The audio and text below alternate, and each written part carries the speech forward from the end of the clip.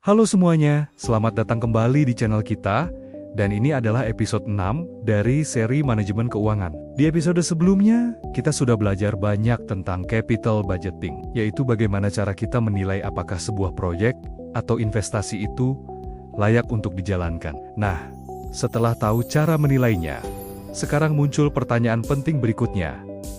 Sebenarnya, berapa sih harga dari dana yang kita pakai untuk membiayai investasi tersebut? Jawabannya ada pada konsep yang akan kita bahas hari ini, yaitu cost of capital atau biaya modal.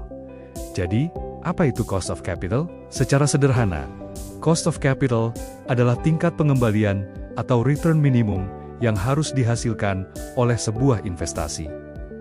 Kenapa ada standar minimum? Ada dua alasan utama. Pertama, agar para investor yang sudah menanamkan dananya di perusahaan merasa puas. Kedua, agar nilai perusahaan tidak menurun. Coba bayangkan begini, cost of capital itu seperti biaya sewa dana. Kalau kita meminjam dana, tentu ada biayanya kan? Nah, sama halnya dengan dana investasi. Jika sebuah proyek investasi ternyata menghasilkan return yang lebih rendah dari cost of capitalnya, itu artinya kita rugi. Nilai perusahaan bisa turun karena proyek itu tidak efisien. Sebaliknya, jika return yang dihasilkan lebih tinggi dari cost of capital, maka nilai perusahaan akan meningkat. Inilah mengapa cost of capital menjadi patokan atau hurdle rate yang sangat krusial. Untuk memahami biaya modal, kita harus tahu dulu dari mana saja sumber modal perusahaan. Secara umum, ada dua sumber utama pendanaan. Yang pertama adalah utang atau debt. Ini bisa berupa pinjaman bank, obligasi yang diterbitkan perusahaan, dan sejenisnya. Sumber yang kedua adalah modal sendiri atau equity. Ini adalah dana yang berasal dari para pemegang saham, baik itu melalui setoran modal awal, maupun dari laba ditahan, yaitu keuntungan perusahaan yang tidak dibagikan sebagai dividen. Penting untuk diingat, kedua sumber dana ini punya karakteristik yang sangat berbeda. Masing-masing punya biaya, tingkat risiko, dan konsekuensi yang tidak sama. Tugas seorang manajer keuangan adalah bagaimana caranya mengombinasikan kedua sumber ini secara optimal untuk membiayai operasi dan investasi perusahaan. Mari kita bedah satu persatu. Dimulai dari biaya utang atau cost of debt. Biaya utang ini relatif mudah dipahami. Intinya, ini adalah bunga yang harus dibayar perusahaan atas pinjaman yang mereka ambil. Misalnya, kalau perusahaan pinjam uang ke bank dengan bunga 8% per tahun, maka biaya utangnya ya sekitar 8%. Tapi, ada satu keunggulan menarik dari utang. Biaya bunga yang dibayarkan perusahaan itu bisa menjadi pengurang pajak. Istilah kerennya adalah tax shield atau tameng pajak. Karena itu, biaya utang yang sebenarnya setelah memperhitungkan manfaat pajak ini menjadi lebih rendah. Rumus sederhananya adalah biaya utang setelah pajak sama dengan tingkat bunga dikali dalam kurung 1 dikurangi tarif pajak. Misalnya, bunga 8% dan tarif pajak 25%. Maka biaya utang efektifnya hanya 6%.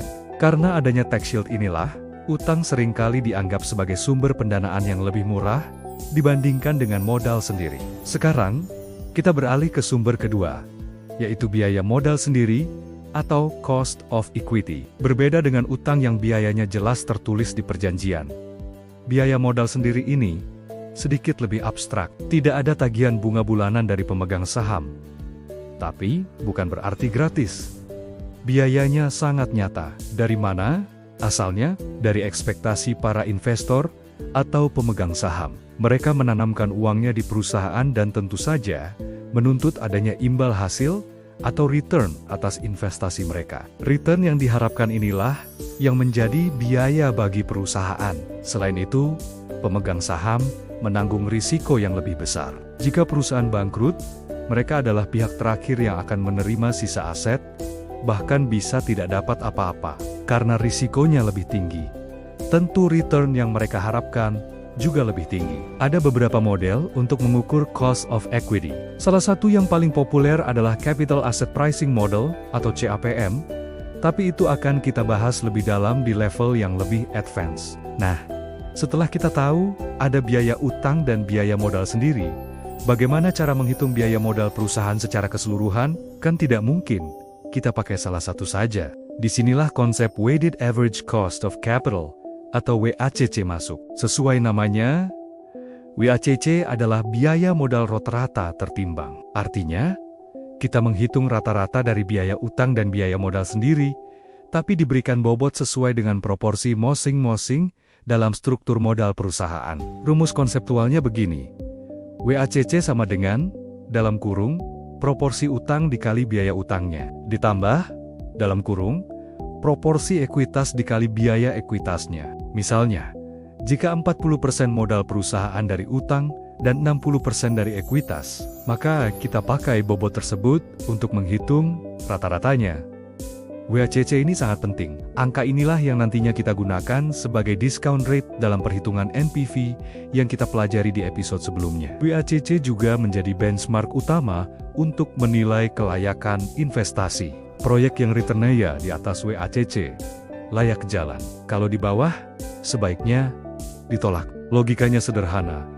Semakin rendah WACC sebuah perusahaan, maka semakin banyak proyek investasi yang bisa dianggap layak dan menguntungkan. Tentu saja, nilai WACC ini tidak statis. Ada banyak faktor yang bisa mempengaruhinya, baik dari dalam maupun luar perusahaan. Faktor internal yang paling utama adalah struktur modal, yaitu komposisi utang dan ekuitas yang dipilih perusahaan.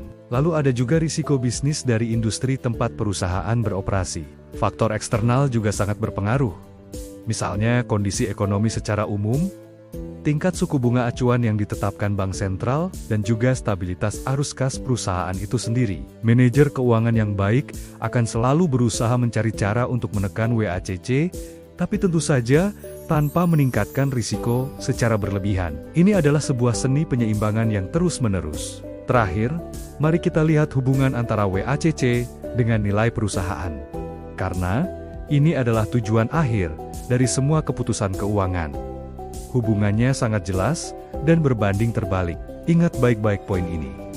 Jika WACC turun, maka nilai perusahaan akan naik. Sebaliknya, jika WACC naik, maka nilai perusahaan akan turun. Kenapa begitu? Karena WACC adalah discount rate untuk arus kas masa depan. Semakin kecil angka pembaginya, semakin besar nilai sekarang dari arus kas tersebut. Itulah sebabnya, mengapa pengelolaan struktur modal untuk mendapatkan WACC yang optimal menjadi sangat krusial bagi kesuksesan jangka panjang sebuah perusahaan. Baik, jadi kesimpulannya, cost of capital dan WACC adalah standar minimum atau patokan yang harus kita lewati dalam setiap pengambilan keputusan investasi. Memahaminya akan membuat kita bisa membuat keputusan keuangan yang lebih cerdas dan strategis. Di episode berikutnya, kita akan membahas topik yang sangat berkaitan erat, yaitu struktur modal. Kita akan mengupas tuntas tentang trade-off antara penggunaan utang dan ekuitas. Terima kasih sudah menonton. Jangan lupa subscribe agar tidak ketinggalan episode selanjutnya. Sampai jumpa.